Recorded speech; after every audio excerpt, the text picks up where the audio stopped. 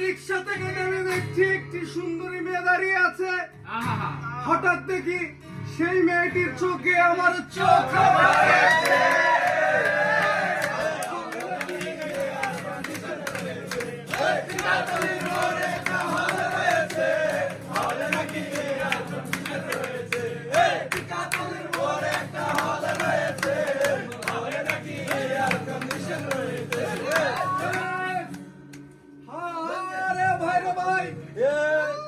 Housefull কোনো ticket নাই, লাখে 10 টাকার টিকিট 20 টাকা দিয়ে কিনে নিয়ে কোন রকম ভিতরে গিয়ে বসলাম।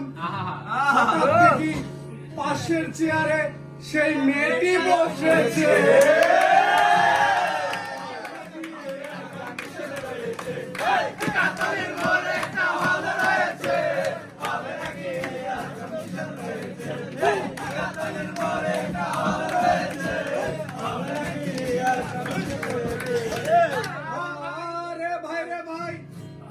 সিনেমা আরম্ভ হয়ে গেল। রাজ্জাক শাবানা যখন প্রেমে হাবুডুবু খাচ্ছিল, তখন আমার ভিতর ধূপধাপ শুরু হয়ে গেল।